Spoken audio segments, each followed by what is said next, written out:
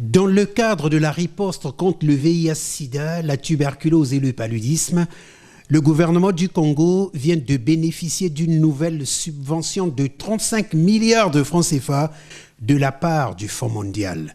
17 milliards de francs CFA affectés pour la lutte contre le paludisme, 18 milliards de francs CFA pour le VIH et la tuberculose. L'exécution de la composante VIH-tuberculose sera mise en œuvre par le gouvernement, le PNUD et l'ensemble du système des Nations Unies afin d'assurer un accompagnement de qualité au ministère de la Santé. Malay Diop, représentant résident du PNUD, accompagné du coordonnateur des agences du système des Nations Unies, est allé réitérer auprès du chef du gouvernement l'engagement de son agence et celui de l'ensemble du système des Nations Unies à assurer une bonne exécution du projet. Je dois dire que le choix du PNUD n'est pas fortuit parce que le PNUD accompagne à travers le monde une vingtaine de pays à mettre en œuvre la subvention du Fonds mondial. Vous savez bien, les subventions du Fonds mondial sont assez sophistiquées du point de vue mise en œuvre. Et notre responsabilité ici, au-delà d'atteindre les résultats pour escompter, c'est aussi d'accompagner les entités nationales, de se préparer pendant cette phase-là pour prendre le relais du PNUD.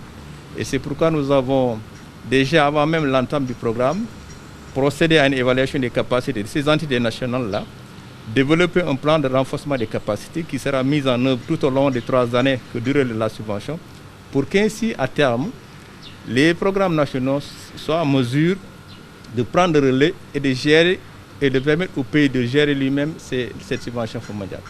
Une heure avant, le chef du gouvernement a parlé coopération entre le Congo et Cuba. C'était avec José Antonio Garcia González, ambassadeur de Cuba au Congo. Au cours de leurs entretiens, les deux personnalités ont fait un large tour d'horizon des relations bilatérales. On a reçu l'année passée 256 médecins diplômés à Cuba. On verra d'ici à quelques semaines peut-être la remise des diplômes. On va voir la remise des diplômes ici au Congo. Et bien sûr, on est en train de regarder comment on va créer les conditions pour les diplômés de l'année 2021, qui seront environ 370.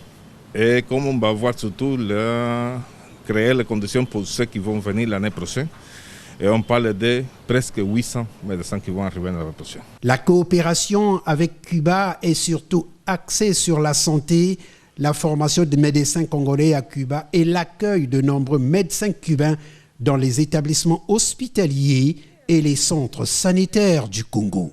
En français, oui, mais pas en lingala et en